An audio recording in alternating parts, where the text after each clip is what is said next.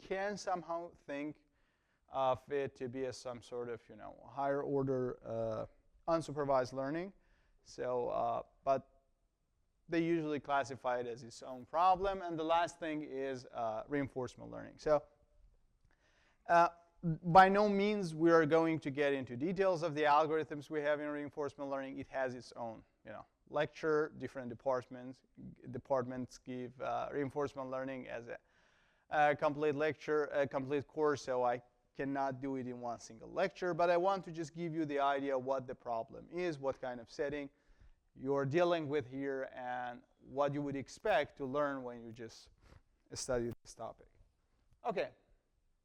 So yeah, this is the last part. So we just took a look at a few advanced topics in machine learning. The first one was sequence learning or sequence processing.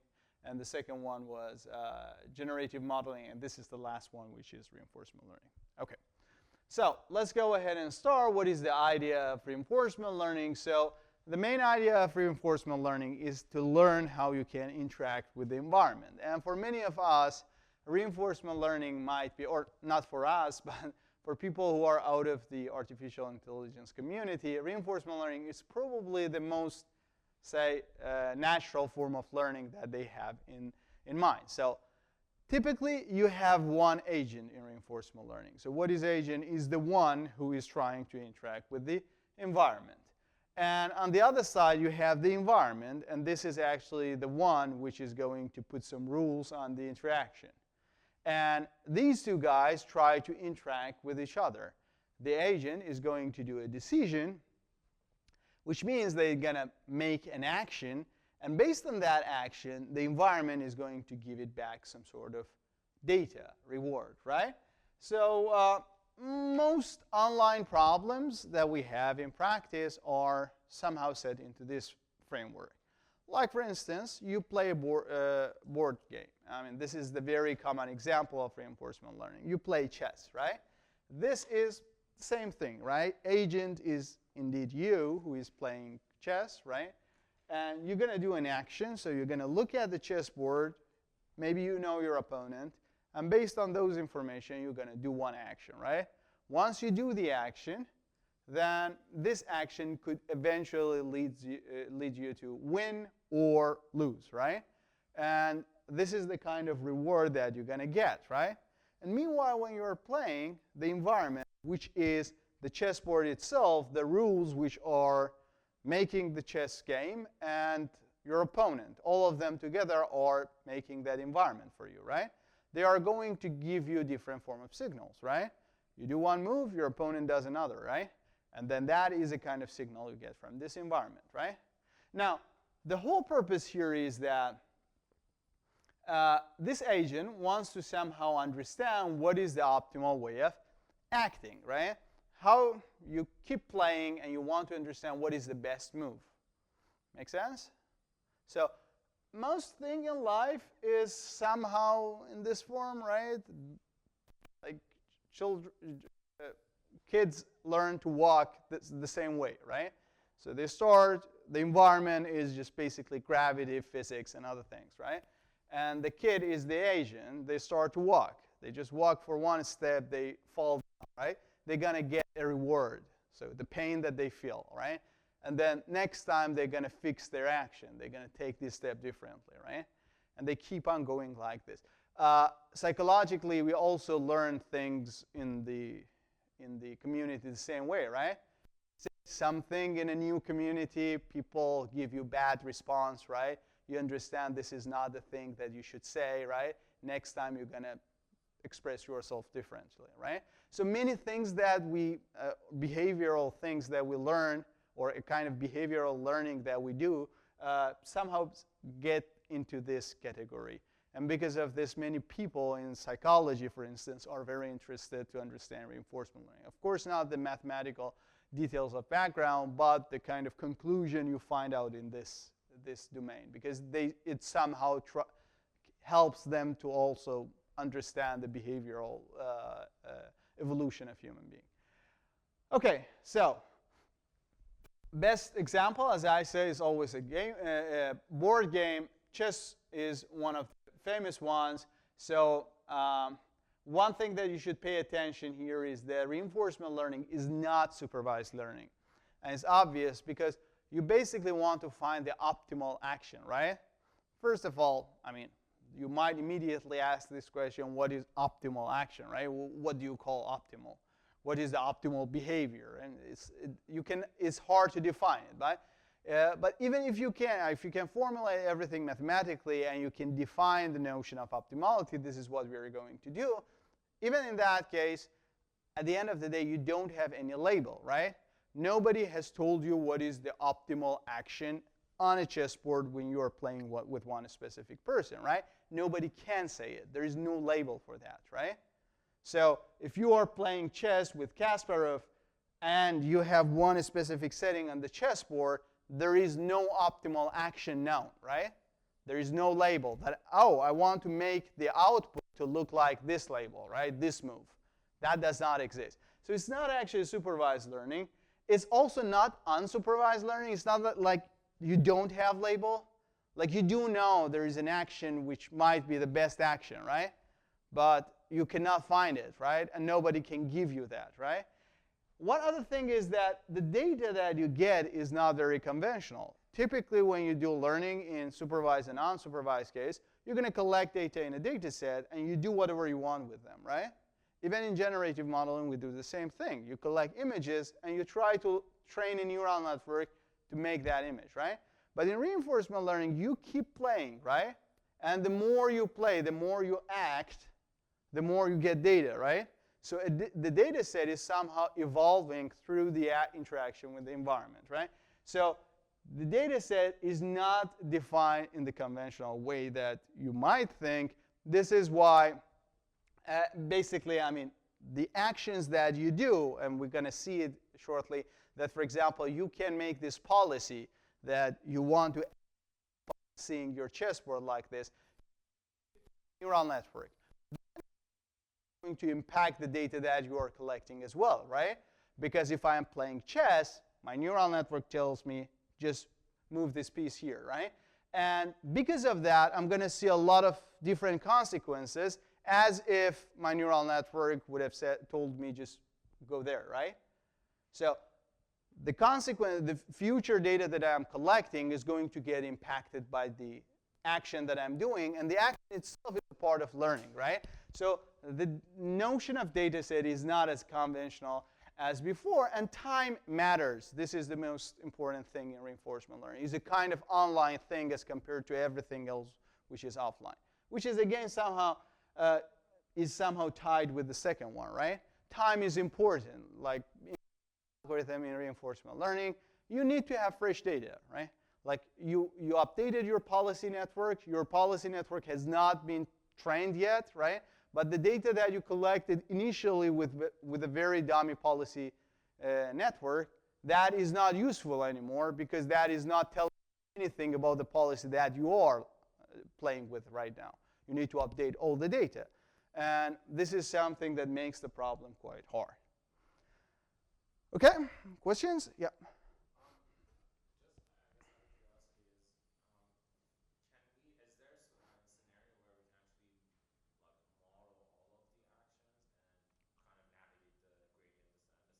Yes, that's what we do at the end of the day, right? I'm going to explain you just the high-level explanation, but that is one of the approaches that we do. It's not the only approach, but one of them. Yeah. Yes.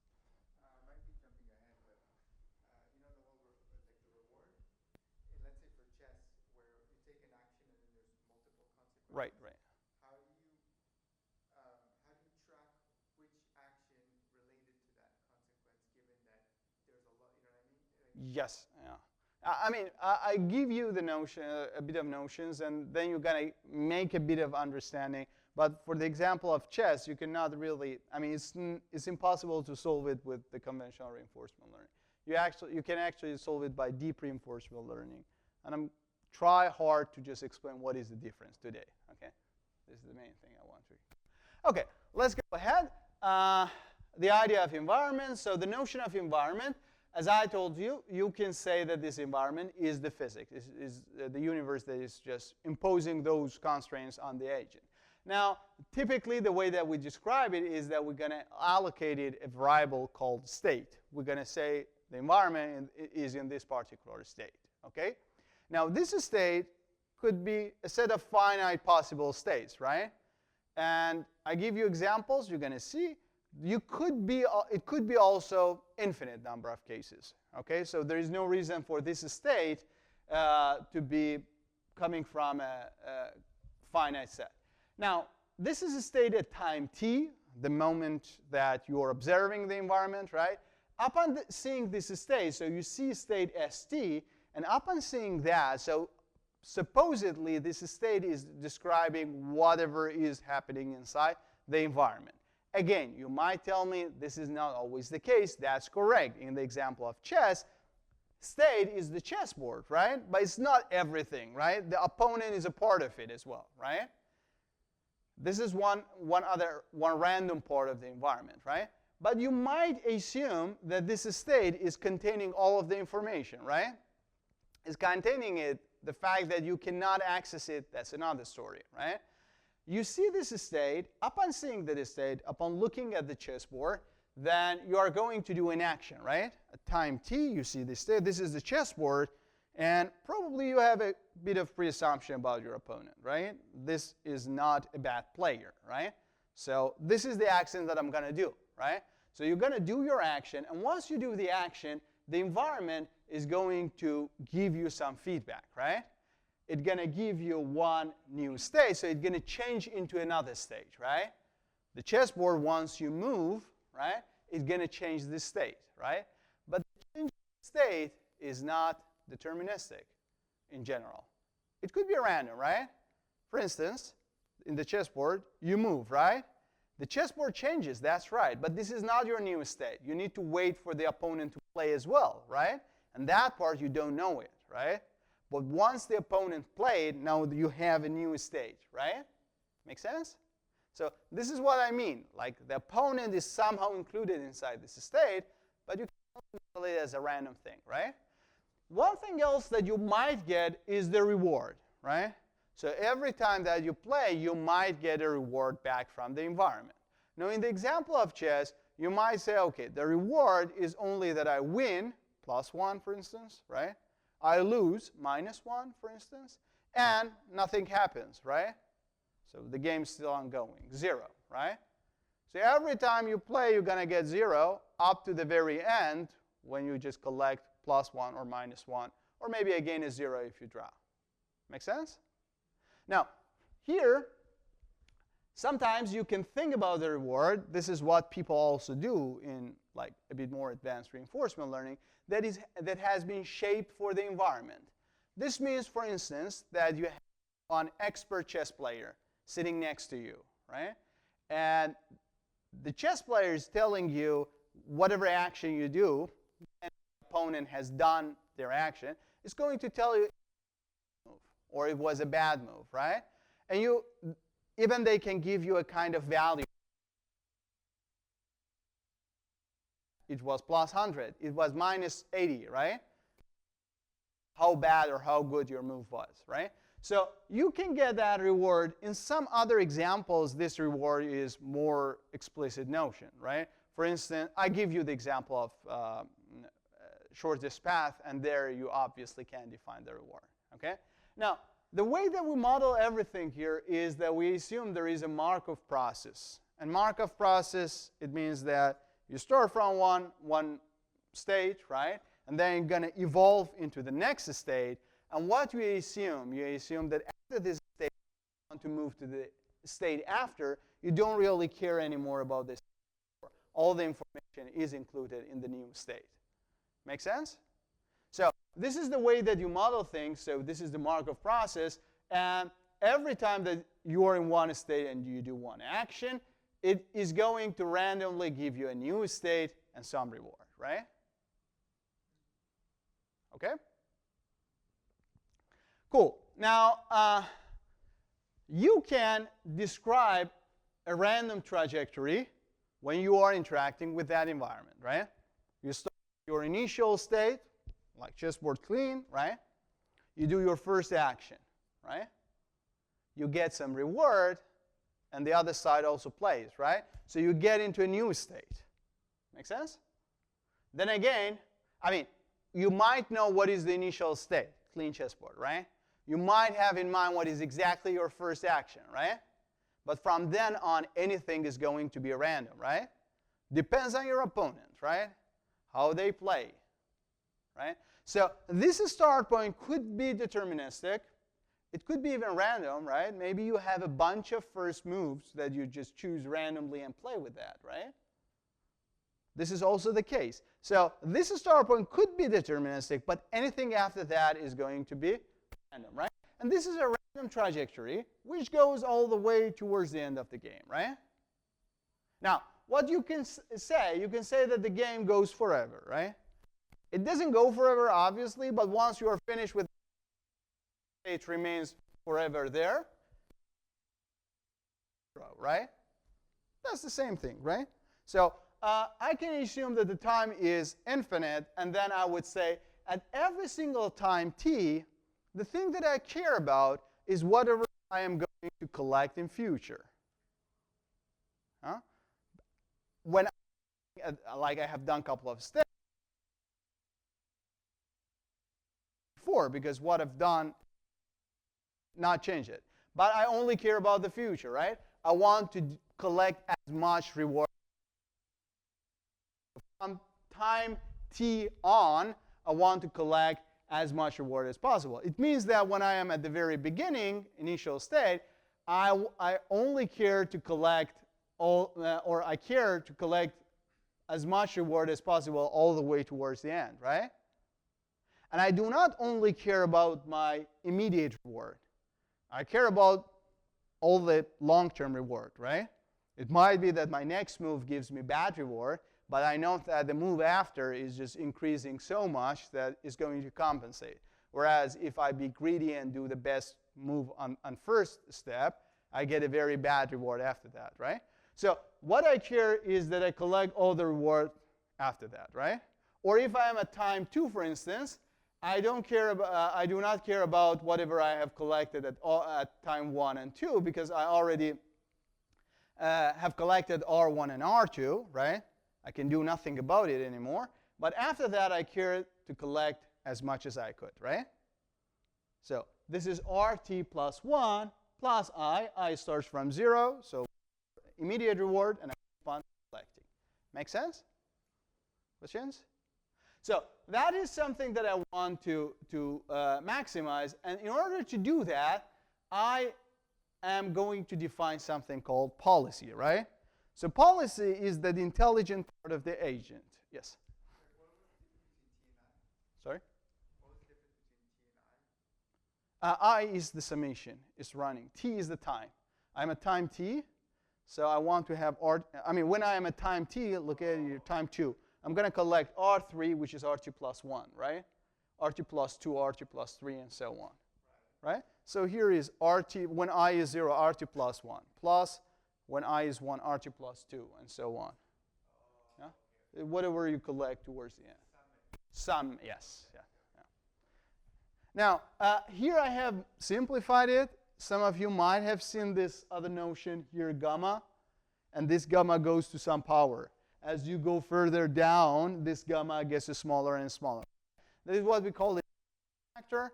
That one is usually there because sometimes this summation can be infinite, right? If I think infinite, for example, collect a constant reward each time, right? Or a reward more than each time. Then, which doesn't make sense. The way that people handle that is that they put some gamma here before this R.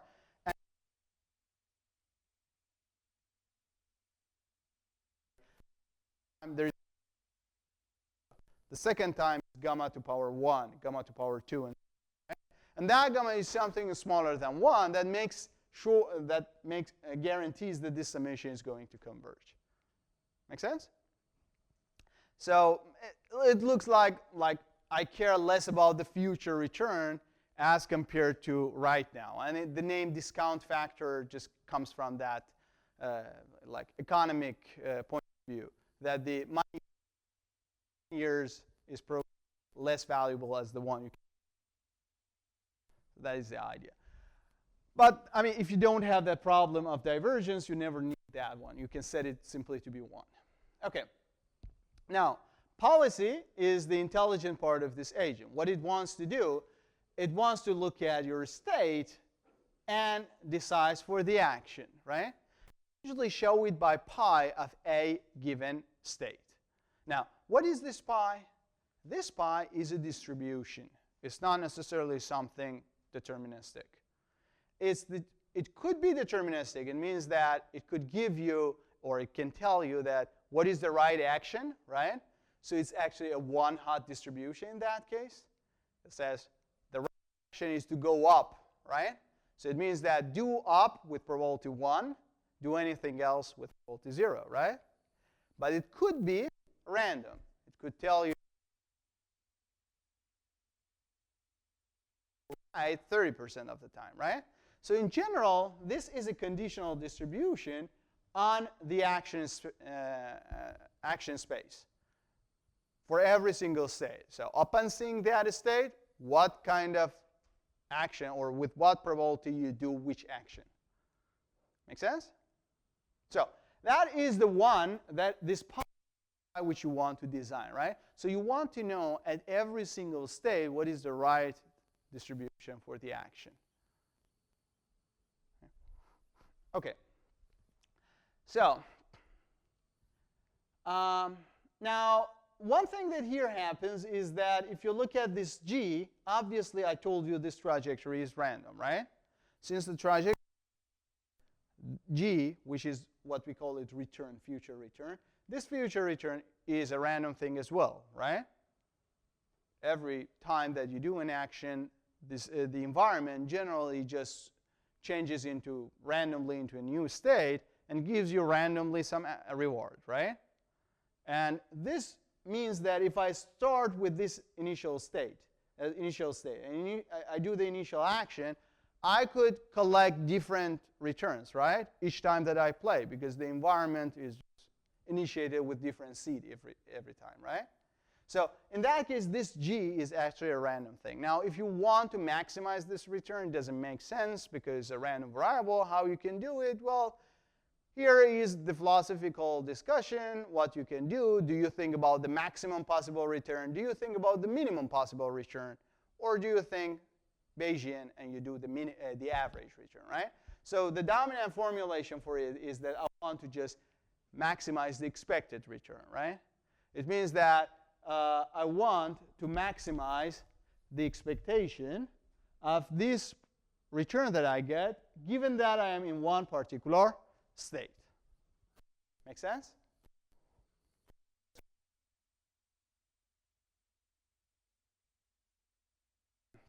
I want to play chess. I start with a clean board, right? That small s that you see here is the clean board. I mean, that happens always at S0, right? At time 0, right? But I assume that it happens that somewhere in the middle of get to a clean board. This cannot really happen, but just assume, right? You don't care which time that happened, right? The only right now you have this clean board, right? And what you want to do, you would say, okay, if I start playing with my opponent, I might win this time, right?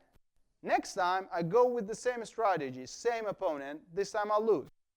So I am going to randomly get some wins and some losses, right? Now, what is the optimal strategy, which tells me in average, like most of the time, I can win, right? That is what you are looking for. Again, I change the pieces, and I just move a couple of them, right? You see this new setting, and you don't care which time you got into this setting, right? You would say, starting from this setting on, maybe I just got to the board right now, and I want to continue the game. I don't know, right? Maybe I started to play, and I ended up with this board. I don't care again, right? What I want that when I start with this situation on the board, and I play with this opponent, my strategy gives me, most of the time, a win. Make sense? Yeah? So this is what expectation means here. And this is the only way you can get rid of the randomness inside the environment, right? There's no other way you can do it. And this is what we call it the value of that state, right? One thing that you might pay attention to is that this value is also depending on the policy that you choose, right? Obviously, if I play by bad policy, by bad strategy, I'm going to lose most of the time, right?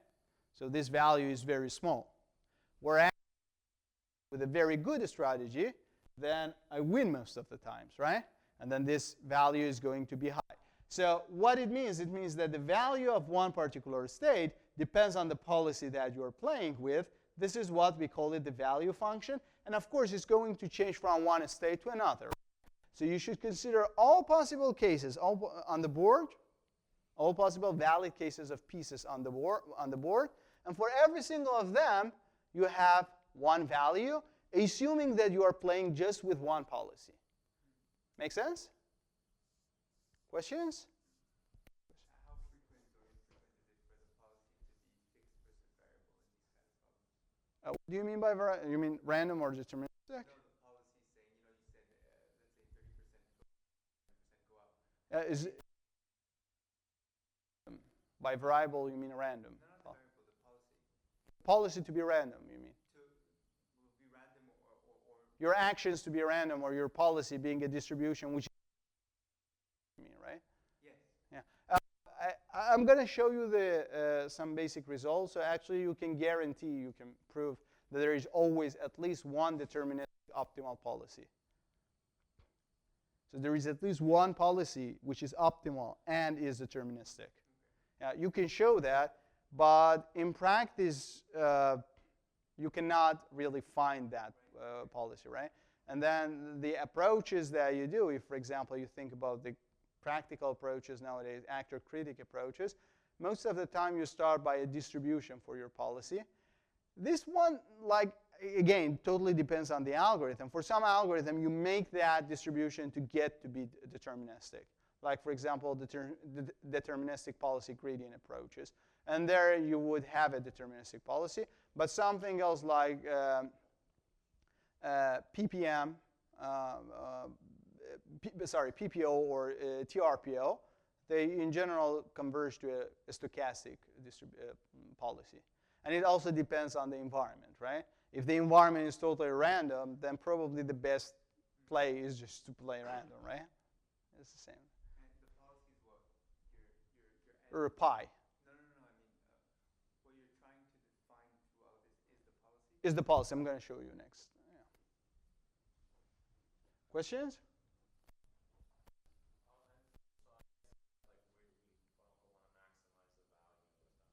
Yes, we want to maximize the value for every state, or we want to find a policy which maximizes the value for every single state, right? And since the value is kind of like an average kind of Return. yeah, does that basically mean that if the optimal solution is not like actually optimal, it's probably Right. Is stochastically optimal in the sense that you are defining, and that is the expected future return, right? Maybe someone else tells you that, no, I'm not happy with this. I want it to be optimal for, like, it's going to maximize the worst return I can get, right? This is another way of marginalizing the randomness, right? And that's going to make the story much, much more complicated, right? But this is the dominant approach. This is the approach, at least, that Simon has been working on for a long time, and he established most of the literature. So this is the dominant one in the literature. But you're right. I mean, if one policy is optimal, it doesn't guarantee that when you play it once, you get the maximum, right? You might get a very bad result, right? Because that is the unlikely output, for instance, right? Questions? OK, great. So that is what we call it value function. And the value function is somehow telling you, if you fix your policy, if you are playing with this strategy, for every single state that you are in, how much you are going to collect in average, right? What is your collection? What is the collected reward from the environment in average, right? OK, so that is the value function. And the optimal policy is the guy which is actually maximizing the value function at every single state. Like, what is my optimal policy at the particular state S? Well, I should search among all possible strategies and take the strategy which has the maximum value at that stage, right? Make sense? Questions? Yes? So if you sum until infinity, does that Right. mean you're calculating every single, for example, in the chessboard situation, you're calculating every single board possibility? Every single, no, that is time to infinity. This means that I am I'm waiting towards the very, very end that I finish the game, Yeah. and whatever I've collected up to that point. Your expected result or value for pi, isn't that your rewards to infinity? My reward. Of that? No, that does not go to infinity. That is like, if I'm expecting this one, this is the expected value of this guy, right? So say, for example, every single time you get like 50% chance 1, 50% chance 0, right? Even if it goes forever, it's 1/2 infinite. Yeah, I see your point. But this is the point that I told you. You're going to have some gamma here, okay? And then that gamma, you put it something smaller than 1. And then, Like if you're calculating to infinity, okay. the calculation is too high for a model, right? Like how do you actually? I get you. Oh, we're going to do Bellman equation. Actually, you can't. I mean, I show you that result. Actually, you don't really need to do that infinite length summation. It's a kind of recursive dynamic program. Just take one of the r's out, right? Like, yeah, I can show you. That is, yeah, I got your question now. That is dynamic program, actually. This is why reinforcement learning for a long time was tied into dynamic programming. This one. I have GT to be summation, or let me write it down. Like it's RT plus 1 plus RT plus 2 plus maybe RT plus 3, and so on, right? Now, let me just take this guy out, right? RT plus 1. And then summation, anything else. What is this guy? GT plus 1, right? This is GT plus 1, right? And then this is GT. Now, GT is depending on GT plus 1, right? And then you are taking expectation, right? When I take the expectation, look at this here. Yeah. When I take the expectation here, I do not show time anymore here, right? Because as I told you, I don't care when I got here, right? I only care about the state that I am in, right? And then what you can say, you can take the expectation here. This is going to be the value at the particular value of your pi policy at the particular state S that you are in at time t, right? And then this is going to be expected immediate reward that you get, right? So I'm going to show it by R of S. So it means that when I am in this state and I play with some policy pi, what is the immediate reward that I get? The only first step, right? And after that, you have one expectation, right? That expectation, of course, it needs one extra conditioning and other. But at the end of the day, you're going to see that this is going to be the expectation over pi, all possible actions that you can do as the next value function at a state S prime. Maybe I write it this way. Yeah. And S prime is the state that you are going to land in. Make sense? So it means that I am, say, I'm in the Greece world, right? I am here. At this point, my policy tells me go up, right? Now, when I go up, right, I do this action. Now, my value at this state, which is the point that I'm staying, going to be the reward that I immediately get here, and the value whatever I collect towards the future, right?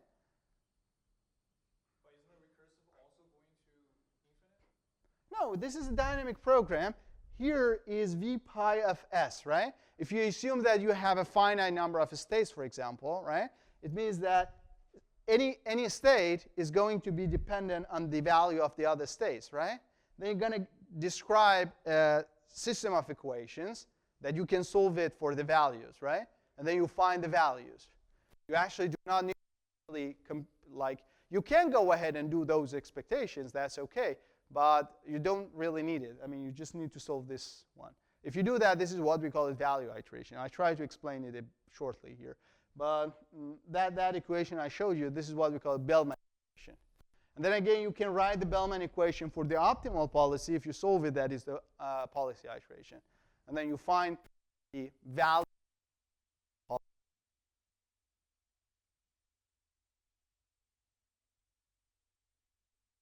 Confuse you. Hopefully, you get it in this lecture. But the point is that this is a dynamic program.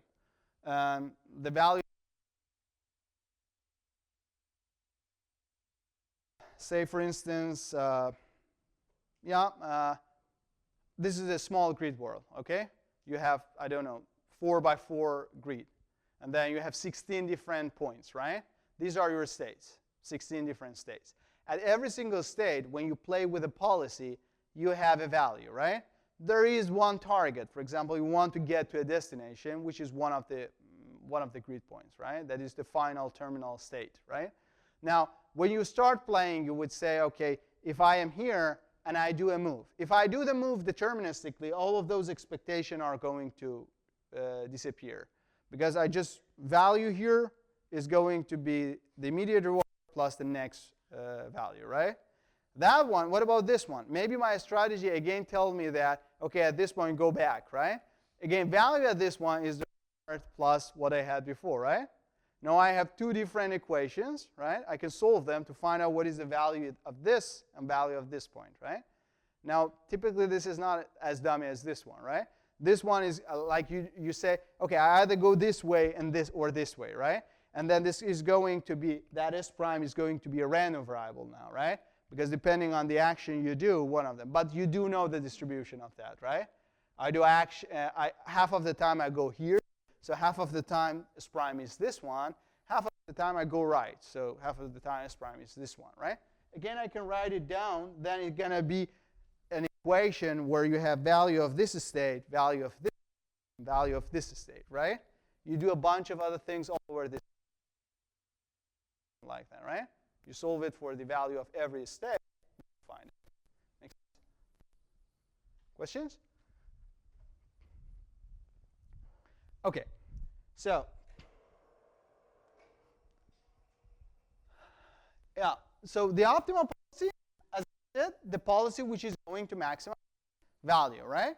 So at every single state, what is the best move that I can do such that whatever I collect on average towards the end is going to be maximized. Makes sense, right? Now, in order to find this guy, it might sound to you quite complicated, like I need to think about all possible functions or distributions, pi, and then try to find the optimal one. But actually, to find the concrete solution or analytic solution, that is not very hard. The way that we do it, we define something called action value function. What is action value? In addition to this state that we are going to condition everything on one particular action, right? Okay, I am at this particular stage, right? One action that I can do is this one, right? Maybe my policy is not telling me to go this direction, right? But I assume that I go this direction, okay? This is my first action, and after that, I don't care. I continue my policy. Make sense? Everybody's cool? So the action value is the value that you are going to collect with your policy pi when you are in state S, and as the first action you do your action A, right? You do that. After that, you just follow your policy. Make sense? Yes.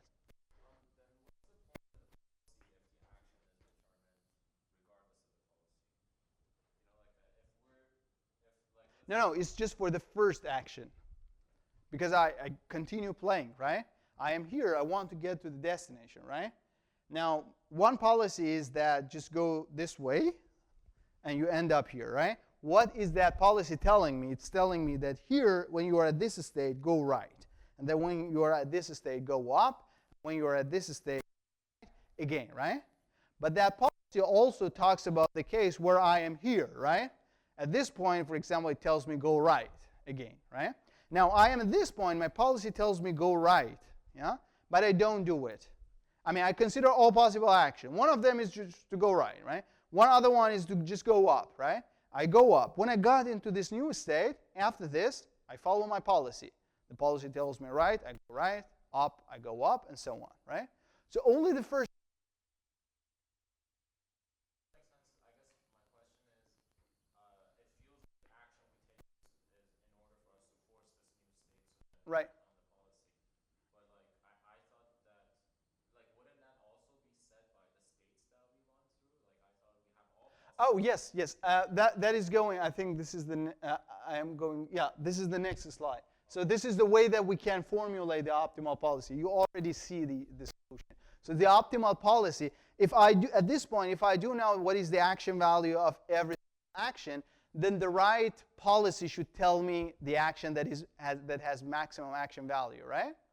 Yeah, this is what this is going to define kind of, again, dynamic programming form of the problem. Like if I know what is the optimal or the best action value, I know the optimal policy. And if I know the optimal policy, I can find the optimal action value. So they are actually complementary, defining each other. Then you can do dynamic programming to converge into that. Yeah, I try to explain it.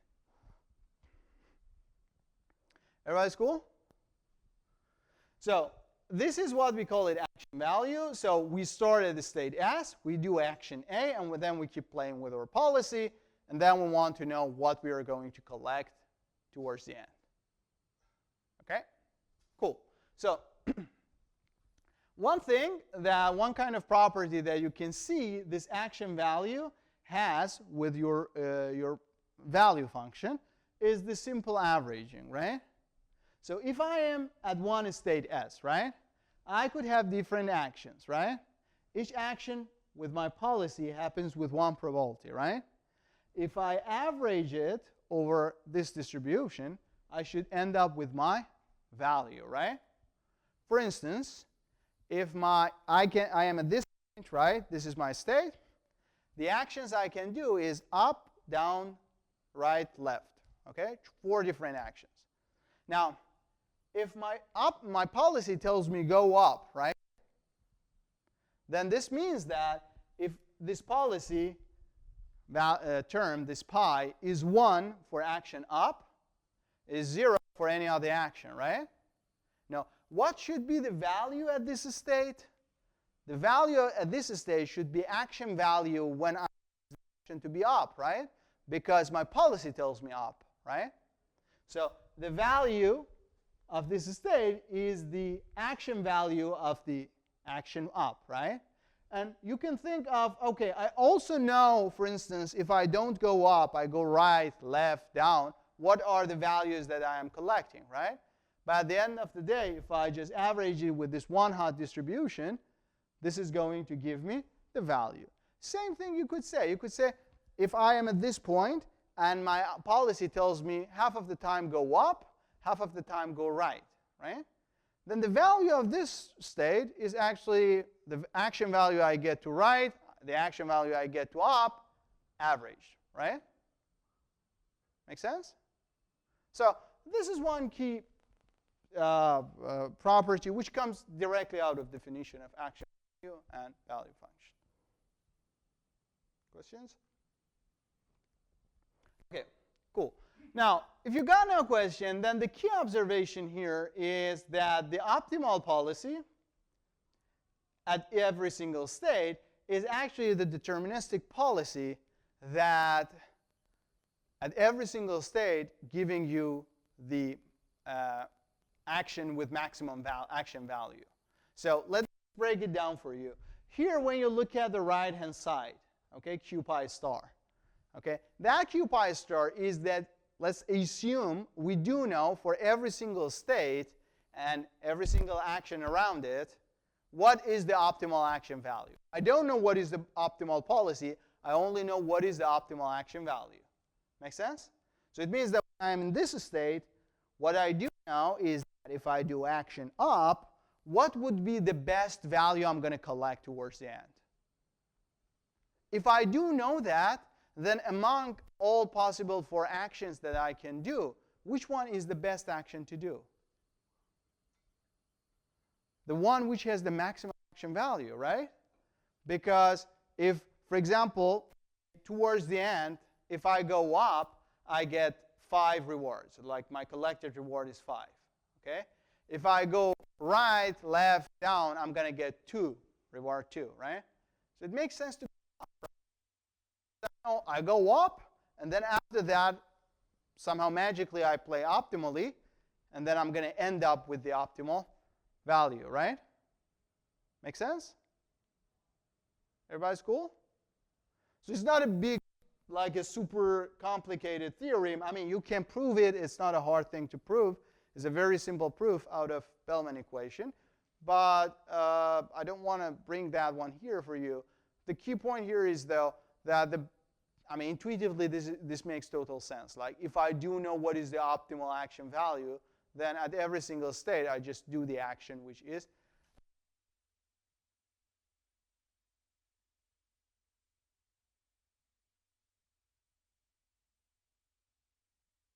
Now here, if you look at this one, okay, this guy is giving you optimal policy in terms of the optimal action value, right?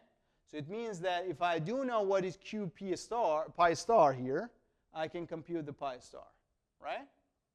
What about q pi star, this guy?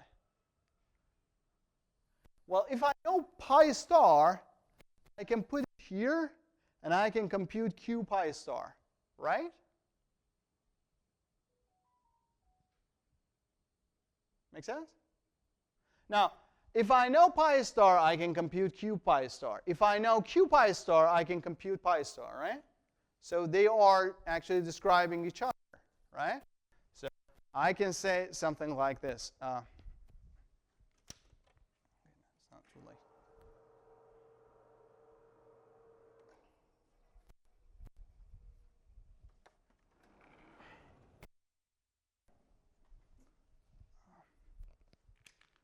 If I have, pi star is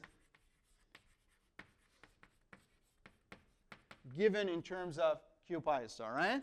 This is one equation that I have. And there is one other equation that I have, that is that q pi star is going to be the expectation of the reward I collect given pi star. Right? Of course, the state and actions are there, but I'm just simplifying it. Okay? Now, if I do know pi star, I can compute q pi star, right? If I know q pi star, pi star, right? How can I solve this problem? You had courses on algorithms, right? What kind of problem does it describe? Have you heard about dynamic programming? Yeah, this is dynamic programming, right? For example, x equals by 1 over x minus 2, right? Let's first solve it to make sure that I'm not doing any mistakes. So it's going to be, the solution is, or maybe minus. Let's make it simple, right? So it's going to be x, the equation, maybe I'll write it here first. If I want to solve that one, is x squared minus 2x equals by minus 1 or plus 1 equal by 0, right? So it's going to be x minus 1 squared equal by 0, x equals to 1, right? This is the way that you use to solve it in high school, or at least in my time in high school. I don't know, maybe nowadays people still do dynamic programming in high school. But the way that you can solve it when you learn algorithms, how you solve it, you start from one point, right? You would say, OK, let's set x 0 to be half, right? So I can draw it like this one here. I could say, OK, I have two equations. One of them is that, like, I set x, and then out of this x, I have this minus 1 over x minus 2, right? If I know x, I know this guy. If I know this guy, I know this one, right? OK, so I start with x0 to be half, right? Then when this is half, I put it inside this equation. Half here is going to be minus 1. So let's say, I don't know, let me call this one to be y, right? And here I know that x equals by y again, right? So out of this, y0 is going to be minus 1 over minus half, minus 1 half, right? So it's going to be 2 by 3, right? Make sense? Now, I have y0. Again, I would say, OK, y0 should fit here, right? So I'm going to update x. I'm going to say x1, 0, which is 2 by 2/3, right? And then after that, I compute y1. I'm going to replace it here, right? So I'm going to say, OK, this is 2/3. Here is going to be minus 1 by, this is going to be minus 4/3, which is 3/4, right? Make sense? You keep on doing it, and every time it's going to be something like n over n plus 1, right? If you do enough number of iterations, you're going to converge to the same way you compute it. Make sense? Yes? Everybody's cool? Now, how you can imply it here? You could say that, OK, I start with some random policy, right? Or maybe a random Q, right? Randomly, I choose Q. My policy is then random, right? Typically, we start with a random policy. So we start with this one. We start with a random policy. We see what is the value. We evaluate it, right? What is the action value for that one, right? If I randomly play at every state, how much I collect, right? Once I know that, I'm going to put it here. I update my policy. Now, with this random policy, it tells me that going up is the best, right? So I'm going to always go up now, right? This is my new policy. I again evaluate, right? See what is the action value for that guy. And then again, I put it here. I update, right? I keep on iterating till it converges. Make sense? Yes. So starting with a random value, like we can assume that it will automatically converge to the optimal? We typically don't start with random value with random policy. Random policy is easier, right? Because I would say at every single point, I randomly go one of the direction, right? So the pi at every single state is simply 1/4, 1/4, 1/4, 1/4, right? So how can we guarantee that it converges to like the maximum? Oh, you can. You can guarantee that one. You can or you can't? You can guarantee. Actually, there is a guarantee for the policy gradient to converge. But the issue is that this evaluation that I told you here, you need to be able to compute this expectation, right? Which means that you need to know perfectly the environment, right? Which does not happen in practice. In practice, you usually estimate it, and then there is no guarantee. Yeah.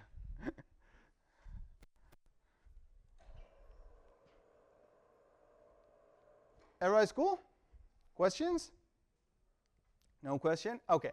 So moral of the story, no.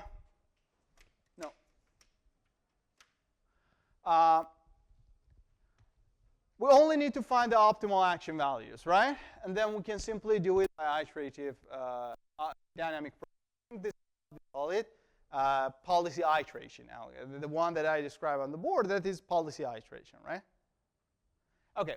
So now, that is the story when you have everything perfect, right? And this is what we call it model-based reinforcement learning. What the model here means, it's not the model that you think about in machine learning. This simply means that you do know the environment, right? You exactly know what is that Markov decision process. You know what is the chance of every single next state, every single reward, right? If you do know that, you're able to compute the action value function, and because of that, you can solve everything, right? And when it comes to this problem, you either do policy iteration, the one that I described on the board, or you can do another version of it, which we call it value iteration. And that is not a big difference. Basically, what you do is that you're going to write down the Bellman equation, and then you can actually write down a version of Bellman equation, which is only for the optimal action value. And then you try to solve that Bellman equation by dynamic programming. So you find the values, and then in one shot, you get the optimal policy out of it, right? So that is what we call it value iteration. They are both the same thing. It depends, like, you start with which iteration. That's the only difference, okay? So that's the thing, but in practice, you really don't have the model of the environment, right? This is when we get into what we call it model-free reinforcement learning. Now, model-free reinforcement learning means that, well, I do know there is a randomness, but I don't have any idea what is the distribution, right? The only thing that I can do is that go ahead and play with this environment, right? And each time, I'm going to collect some new states, some reward, right? And out of that, I can start building some idea about this, right? Make sense? Yeah? OK. Before I go here, let me just show you this one.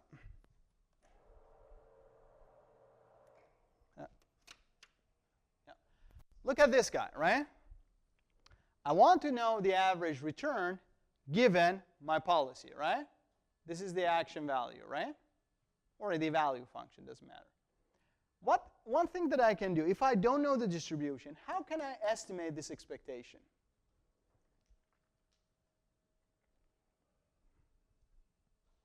The easiest way you can estimate this is expectation. You have access to the environment. You don't know the distribution. Take samples, right? So you get your policy. You play towards the end. You collect one sample return, right? You keep it. You play again, right? Another sample return. You keep on playing, right? 100 sample returns, right? Then you're going to end up with 100 different samples. You average them. This is approximately the action value, right? If you can do it for every single state and action, right, then you're going to have all the action and action values, and then you can put it inside this algorithm. Make sense? So this is the main idea of model-free reinforcement learning. So the idea of model-free reinforcement learning is that you use the samples from the environment, and you use the samples from the environment, and you try to estimate those action values, right? Now, there are two different ways of doing it. One of them is what we call it on-policy. And the on-policy idea is that, well, if I want to do the algorithm, iterative algorithm, dynamic programming that I told you, I cannot really wait to get all the action values and then update my policy, right? Probably I get a few samples. I got some idea about one state, right? And then for that state, I somehow conclude what is the optimal action, right? I go that direction, and I continue, right? It means that I am going to improve my estimates as I keep on playing, right? Make sense? Now, it's good in the sense that the algorithm is always being played, right? But the bad thing about it is that once you got into one specific path, then you stop exploring other things, right? Maybe the environment is giant, which is usually the case, right? You're just experiencing those actions which come right after you, right? This is what we call it on-policy playing, right? On-policy method. And the name makes sense, right? You are just estimating on the policy, or you are improving the policy which you are playing with, right? There's also one approach which we call it off-policy. And this is a kind of very interesting idea. Initially developed by Sutton.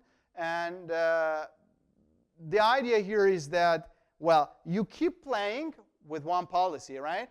But using the idea of importance sampling, you can also talk about other policies, right?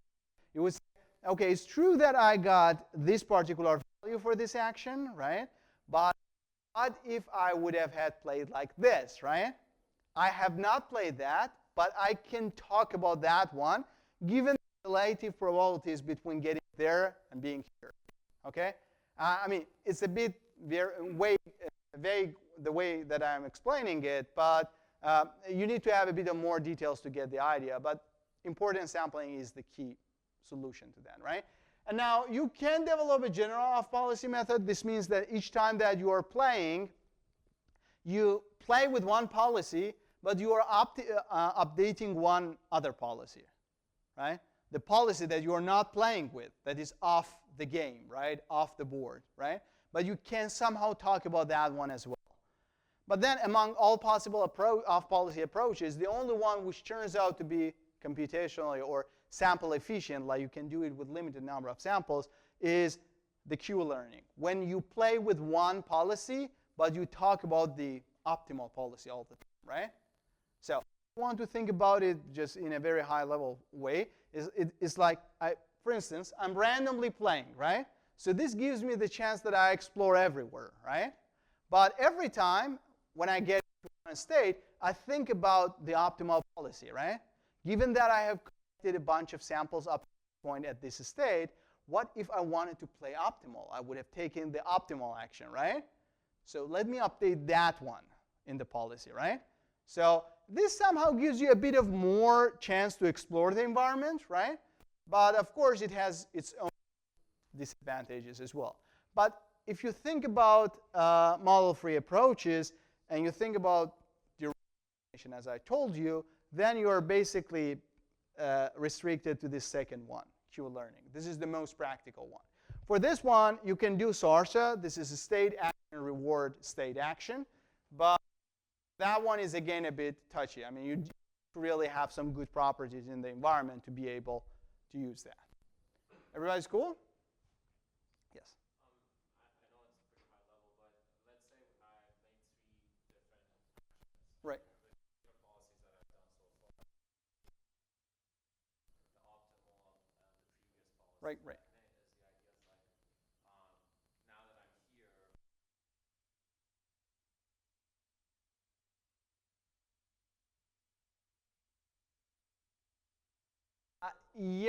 not policy one itself directly, but the value of the policy one, right? So I mean, it's important sampling by itself is not a very complicated thing. If you have something like, if you have some expectation, so we are computing expectation of G given some pi, right? Now let's say that you are playing with pi1, but you want to know about the value of pi2. What you could say, okay, I'm taking the expectation of G, right, with respect to pi1, right? So the policy here is pi1, right? I am collecting samples of this, right? But what I want to know expectation of G. Is it me? Oh, sorry.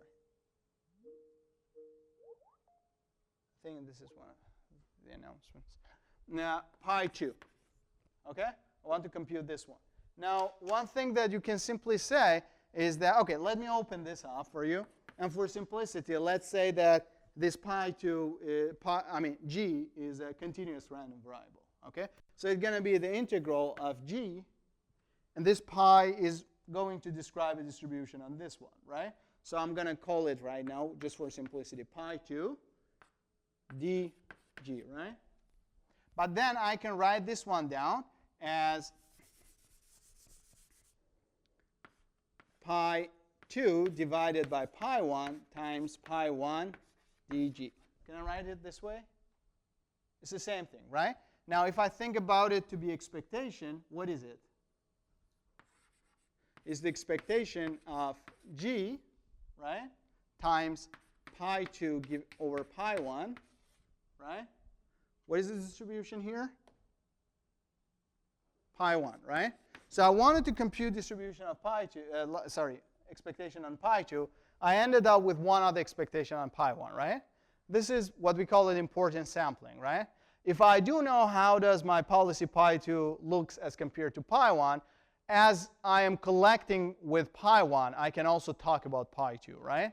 Now, this one tells you that as long as you, even if you are playing by pi1, you can evaluate how good pi2 is, right? And doing that, you can also give some, find out what is, say, how you can update pi2, right? Basically by doing this one, right? So that is the idea. But this pi2 over pi1, if you think about general policies, this is going to make a high variance in your estimation. Because pi2 to pi1 could be extremely large, right? For example, pi1 goes in this direction with probability 0, whereas pi2 goes always that direction, right? 1 over 0 is infinite, right? So But if your pi2, the one that is target, is the optimal policy, it means that the one which is maximizing the action value, okay? In that case, it's going to be always a one-hot vector. And because of that, this expectation is easy to compute. And you do a tiny bit of trick to just fit it into a kind of online loop, and then it becomes Q-learning. I mean, I do not expect that you get all the Q-learning right now. I just wanted to give you the idea, what do I mean when I am updating off policy? Like I am playing with pi1, I can estimate this one, but still I can talk about the estimate or the average, the average return, or the value I would get if I had played with pi2, right? Using this importance sampling, right? This is the key idea, right? Make sense? Yes?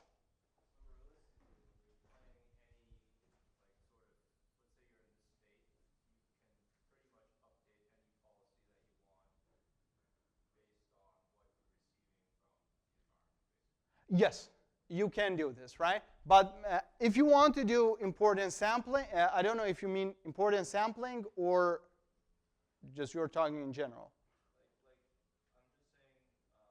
I mean, you can estimate only the policy that you're playing with, right? Because the sample that you're collecting is given by your policy, right?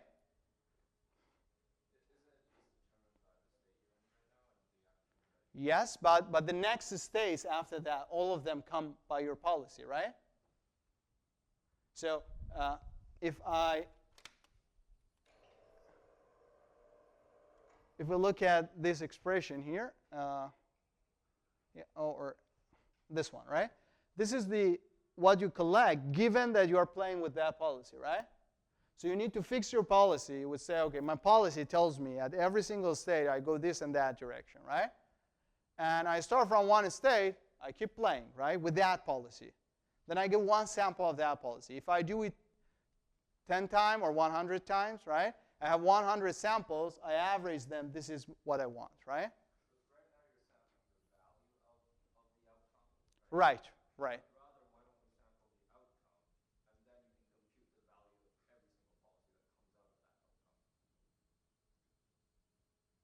Yeah, this is what I meant by importance sampling, right? But then you do need to know how does this policy behaves as compared to the other policy, right?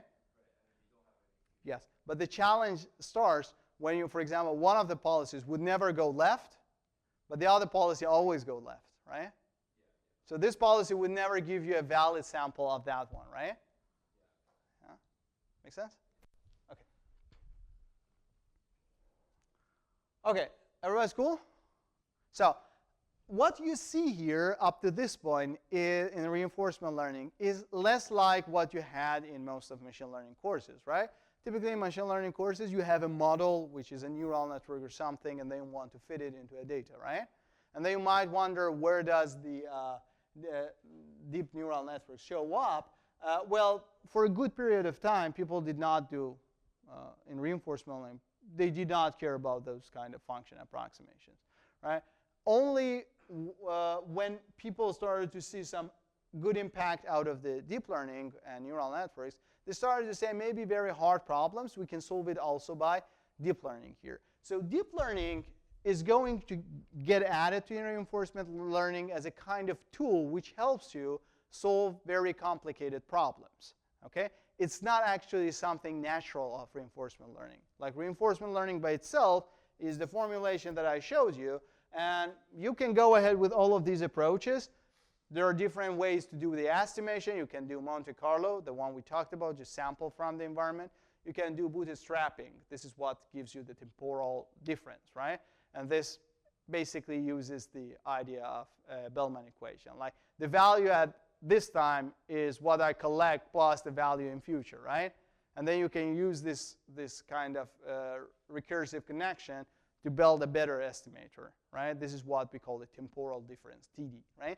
So that one had nothing about deep learning. The only place that deep learning showed up is, or is used, is when you want to somehow solve one of these particular tasks inside reinforcement learning, and you get into a very complicated computational problem. Then you might say, oh, I'm going to approximate everything using a neural network.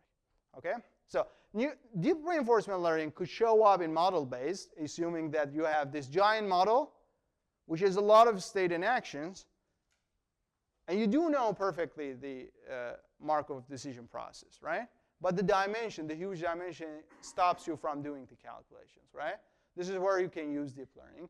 Or maybe you have a model-free case. This is more common. Like most deep reinforcement learning is focused on model-free reinforcement learning. This is why I somehow pushed the block towards this one. Here you have a giant, and you don't know the MDP, right? And you want to use those samples to somehow estimate the value and out of it the optimal policy. Okay? Okay, let me give you some example here. Okay, one thing before, I'm sorry, I guess 10 minutes I'm going to be over. Okay, so I didn't give a break because I thought I'm going to be over by now, but yeah, 10 minutes and it's going to be over. Now, this is the Bellman equation that we talked before, so I showed you on the board. So this is one key property that you have. The action value in one state and one action. It depends on what you immediately get from the environment plus whatever you are going to collect in future, right?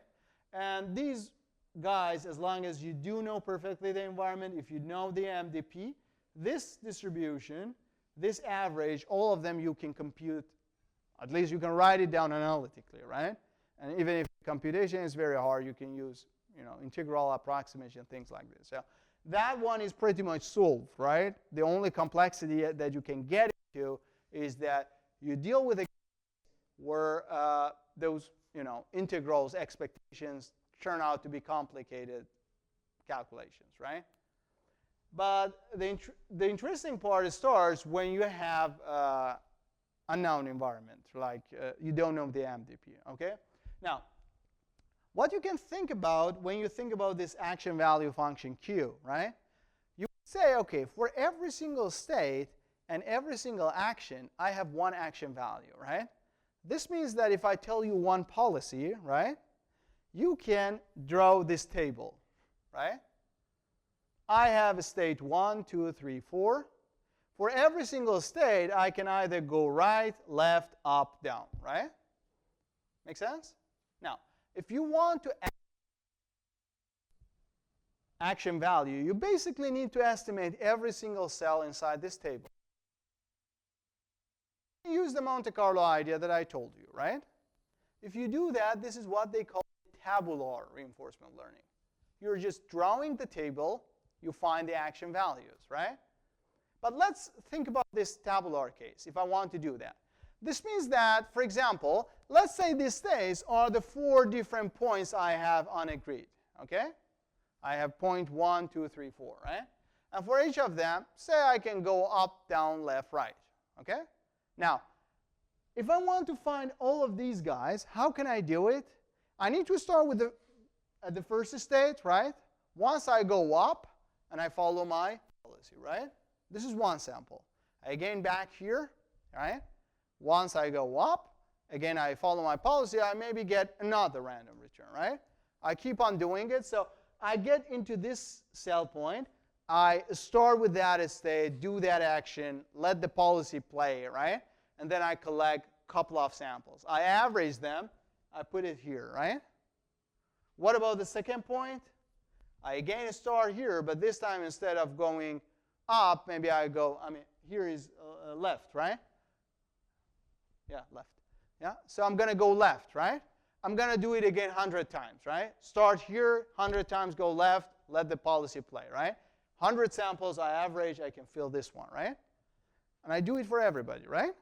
Now, once I am over, this table is complete, then I can update. I can say, what is in this state, state 1, what is the optimal action? Well, I look at this row. Which one is maximum? I'm going to do that, right?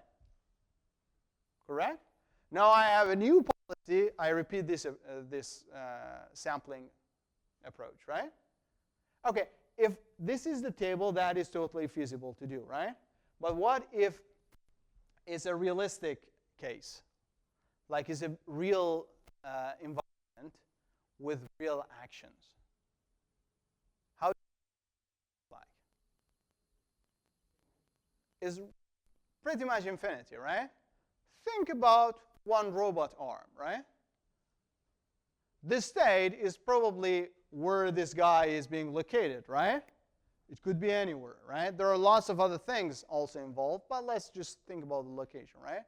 And the action is simply the angle that you want to move, right? Again, you have infinite angles, right? You might tell me, okay, I'm going to go grid, right? But you need to do the grid up to some good fine points, right? And now if this robot is a complete humanoid robot with lots of angles, right? Every single of them is as much as your fine grid points are actions, right? All of them are going to multiply together, right? Be a giant case, right? If you have two arms, this has 10 grid, this has 10 grid. Now together they have 100 grid, right? Because 1, 2, 3, 4, 5, 10, right? Again, 2, 1, 2, 3, 4, 10, right? And so on. So everything is going up exponentially, right? And the number of state is also going down, right? So this table is going to be giant, right? Collecting even one sample for every single cell here is impossible. Do you know what is the number of state for chess? What is the number of possible valid board cases on chess? It's an open problem, right? People have solved it. One of the very famous people who had been very interested on was Claude Edward Shannon, the father of information theory. He actually wrote a paper approximating the number of cases or giving an upper bound in the number of cases that you can play chess. And his upper bound was 10 to the power 120. After that, many people got interested on. It started to just shrink. The best approximation that we have, which is somehow giving us, at the same time, a sort of lower bound and upper bound in the valid cases, is 10 to the power 40, right? And this is my favorite calculation. I do it in reinforcement learning course, that you just assume that every single sample you want to take takes, I don't know, whatever, 1 femtosecond, or even less than that. I mean, the fastest computer ever you can think of, right? And we compute the amount of time we can collect one sample for every single state. I'm not talking about the actions, just throw it that way, right? Just state, okay? And then you compute that. That is going to be something like 10 to the power, I don't know, 30, or not 30, maybe 20-something more times more than the whole age of this universe starting from Big Bang. Meaning that if you start from you have started from Big Bang, and you have sampled chess, you would have not been yet finished even with 1 over 10 to the power 20th of the cases, right? So this means that this table is practically infinite, right? You can never, ever fill it, right? So this is where the deep learning is going to show up, right? What you can do, you can sample a few cases, right? One cell here, right? One cell here, one cell here. That's all you can do, right? You collect as much samples as you can, but it's still a few dots in this giant space, right? Then what you do, you put a neural network. You would say, I give you this state in action, give me this value, right? This is why I estimated. I give you this state in action, give me this value, right? So you just train it to give you the estimations for the cases you could sample, right?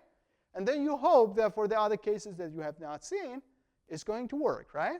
This is where deep neural network going to show up, right? So you see, they are not solving the reinforcement learning problem. They are helping you to find a feasible way to solve it. Make sense?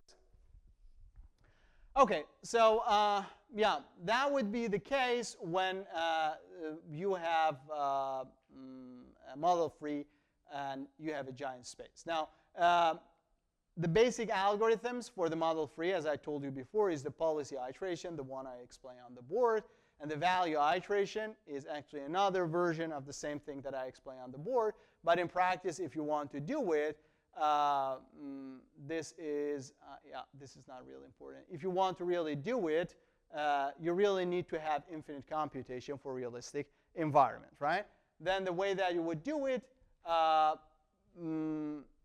you are going, I don't know why I have this stuff. OK, let me just Yeah, let me skip this for now. I want to get to that one, right? Oh, this is my bad memory. I thought I got to the right slide, but I didn't. This is where I wanted to explain the deep reinforcement learning. But I get back to those stuff shortly. So yeah, this is when you cannot really do, and then what you do, you're going to train a deep neural network in order to estimate the value for the other cases, right? So basically what you are doing, remember we talked about the universal approximation theorem, and I told you like neural network can approximate any function, right? So you are using that fact, right? You would have a few samples, but since neural network can approximate any function, I assume that it's able to approximate the value function as well, right? And then I try to train my neural network. I hope that it generalizes well enough that I somehow get a rough idea about the values. Make sense? Questions? Yes? In the chess case, how did the model actually ever find an optimal solution that involves sacrifices, let's say? Because then for each your action value or state value for that, it will be really, really low. Yeah. Especially when like the sacrifice move requires multiple moves. Yes. To be correct. Yes. Because each step after a goal, everything will also be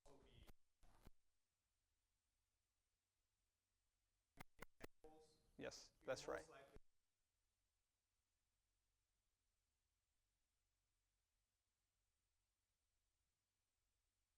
That is solving, like playing it optimally, or the best. None of them claim that they are playing it optimally. The point is that since they are huge in computation first, and secondly, they use this trick of using deep neural networks, they can actually sacrifice to a larger depth as compared to a normal human being. Like when I play chess, I can probably just see one step further, right? I don't know, someone who is chess master probably sees more, right? Kasparov is probably having huge horizon, right? But when you trick by deep neural networks, right? If your neural network is roughly approximating the right, let's say you do this action, right? There are a bunch of states, right? And if it can approximate the value of these states, right? You can go one step further, right? Now, the more you go, the more the quality or accuracy of that approximation is going to degrade, right? But due to use of neural networks, you can go deeper and deeper, right? Probably even knowingly or unknowingly, I guess knowingly because I have heard it from him, Kasparov is doing the same thing back in his mind, right? But somehow deep neural networks start to beat him in terms of the depth they can go. Like in a very deep version, they are going to get a better approximation of the value as compared to the Kasparov one, because they can somehow search more sub-branches, right? And yeah, you're going to get up to some depth, but they do not claim that you really go towards the end. They never claim. The only point is that the depth that they choose to go towards is deep enough that nobody can touch it, get there. Okay, so moral of the story, AlphaZero is not claiming that they are playing chess optimally. Nobody can claim it. But what they claim is that they can play better than the best scene player. But isn't saying you will calculate to the point where the sacrifice move resolves that will give you a better point in the end, and you was able to see that move? Not exactly. No, the point is that if Justify the original sacrifice. yes, if I want to do this action, right? Then I would say, okay, if I do this move, then there are this case and that case, right? Now, let's say this is the case, right? Then there is this case and that case and that. This and that and that. And so on, right? So this is going to exponentially increase as I go towards the roots, right? Now, the right idea is because down the way here, I'm going to get the best guy, for example, whereas down the way here, get it back. The way that you might simplify the play. Now, people who have played a lot, right, they start to just see this deeper, right? So they can go into this state and the child state and so on. At some point, you're going to lose the track of many cases, right? So you're going to just somehow activate some major cases, and that comes out of your experience, right? So that one, again, has some depth, right? So at some point, you're going to somehow lose, right? Your brain cannot remember it, or it cannot process it, right? But the deep neural network can do it, right? This is the whole trick. Like, your deep neural network does not really lose any state, right? It just gives all the possible approximation of all values, right? And then you might say that those values are the best approximation you can think of, but if you do it deep enough, they are going to beat the action value estimation. Aren't you doing sampling of all the end nodes, basically? Isn't that how you get the value? You don't need to sample. First of all, the policy, the important sampling, you do not do that, right? No, I'm saying like. No, no. Only one of the path is good. Yeah, the point is that you are still thinking tabular. The point is that I don't really need all of them. I just get a neural network. I say like this child and this child. Make the output as the one that I know is right. Okay? Then I don't give anyone else. But neural network by default can take those states also as an input, right? And it gives me some output, right? I've never seen that state before, right? But that output is giving me the value, right? Now, it's going deep enough to be able to see. right. I mean, generalizes deep enough that I can see, right? I can use the neural network for any state, right? But probably if I give a weird state to it, it gives me some nonsense value, right? But if I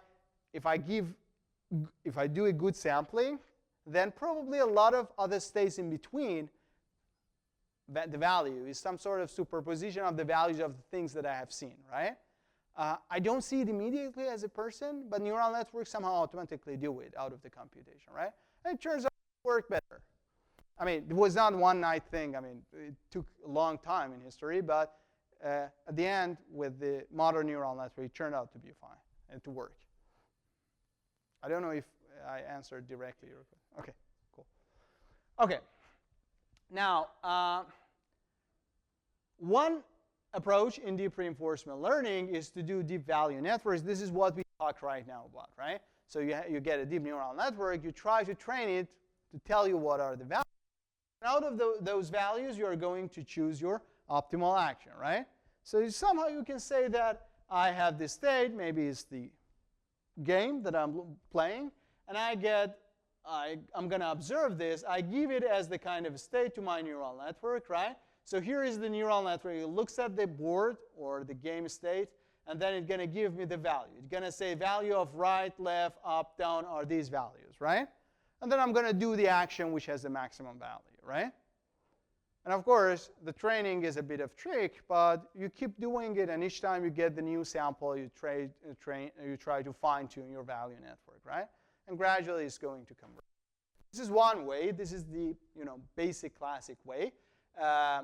And this is the one which the DeepMind team, first time, if you have heard about this Ottery game paper, the famous Nature paper, it was about deep Q learning, and it was a deep value network.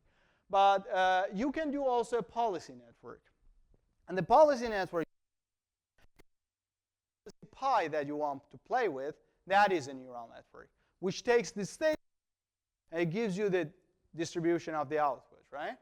And then you try to somehow get some signal out of that output, which again comes out of the value, right? And then out of those signals, you try to update your policy network, okay? This one is a bit more complicated to explain intuitively. So this follows the fundamental result developed by Williams, is known as policy gradient theorem. And he could show that when you want to update a policy, it's enough that you look at that policy You compute the log likelihood of that policy, log of that policy, and you try to maximize it, which is, again, the maximum likelihood, but you could prove it. Right? By solving this problem, you're actually sending your policy to be the optimal policy. And using this fact, people train this one as well. So they put a policy network, so a neural network, which is the policy. It takes the state, it gives you the action, and then you just use policy gradient theorem to update it. Okay? So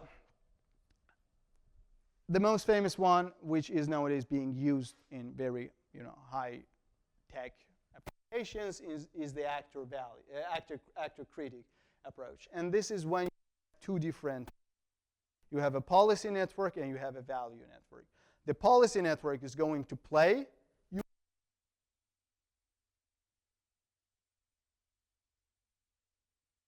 Coming out of the policy network, and the state you gave to your policy network, and estimate the value, then you can use it to improve the signal for the update of the policy network. Then people call it actor-critic. Like the actor is the policy network, critic is the value network, which is evaluating how it's done, right? And out of iterating between these two networks, you can train both of them, and you're going to get access to one policy network which is playing the game optimally, right? And one which is able to just evaluate how well you're doing, right? So most well-known approaches nowadays, the one which are like doing crazy stuff for robotics and other things, are somehow lying in this set. PPO, TRPO, if you have heard of it, or deterministic policy gradient approaches, they are mostly lying in this one. Okay? Questions? No question? Okay, one thing I wanted to mention, I just skipped it here. This is what I already told you when you want to do the estimation. You can either do Monte Carlo, like you just sample a lot of GT and then you average this, or you might use the Bellman equation, and out of this you can use what we call a temporal difference. So I mentioned it before, just skipped it here to continue the discussion on deep reinforcement learning. Okay? And these two approaches, of course, approaches that you use when you want to get those sample points, right? And then rest of it is done by deep neural network or deep learning. Okay, that's this. Yeah, that was the last slide. Great. So yeah, it was not 10 minutes. It was the complete 2 hours. Sorry for that. Yeah, that was the reinforcement learning. As I said, I do not expect you to understand that one in details, but at least the idea gets a bit clearer. So if one day you want to learn it, or you want to just take it into the textbook, at least you don't get lost into the different notions. So Richard Sutton and Bartow, they are, Richard Sutton is, for him, it was Markov decision process studies, right? But he wrote a paper, Introduction to Reinforcement Learning, and then that book, the link on the course page, that was the one which somehow formulated everything. Most of development in reinforcement learning are somehow started by him. I guess Williams, or if I don't remember the name wrongly, he is the one which did the policy gradient theory. He's one of the authors of the famous backpropagation paper as well. So he's quite well-known computer science figure. And there's one website spinning up, the reinforcement learning. I put you the link here. The link is also on the course page. That one, if one day you want to have access to a source code, reference code of one algorithm, it has all of them. It's by OpenAI, and they have documentation explaining every algorithm. So if you just want to recap for one particular algorithm, that is a good resource. But I guess you first, so you need to educate yourself a bit details of reinforcement learning, but that one is a good one in terms of codes. So that was it for the lecture. So this was the last lecture. We don't have a lecture on Thursday. We're going to meet on Monday for the projects, right? So it was a great pleasure meeting you this semester. So thanks for attending the lectures. And I hope that what I have explained here was useful to you. And yeah, there are a bunch of things that you could do after this. So if you're looking for courses to take, reinforcement learning, deep generative models. We have the deep learning course where we do actually real deep learning, like we deep into the neural networks and training them. And also we have applications of natural language processing, creative applications, natural language processing. These are the main courses we offer in ECE. There are new courses also coming up, complementary courses on web programming, which are, and we have also a statistics course, which gives you a deeper understanding of probabilistic views. And they are also interesting courses. For all of them, I guess you have enough background to just follow whatever in the course. If you have any questions anytime in future, always feel free to write me. If I don't know, I'm sorry I don't know, but if I know, I would be more than happy to help. And I think those of you who had courses before with me, I always say this. The important thing is that when you learn something, it's a very joyful thing, right? Learning is one of the most interesting things a human being can do, but it always comes along with obligation. And then our obligation and responsibility is that you are the one who is responsible for using it, right? Probably you might go, it could very well be the case that you just go deep into this direction and you learn a lot of things in machine learning, and you become the one who can do a lot of things with machine learning. And if that is the case, you should always keep this in mind, that as someone who got graduated from university, you are responsible for using it properly, right? So you can do bad things and good things with what you learn, right? So you never want to be the one who is doing the bad things, right?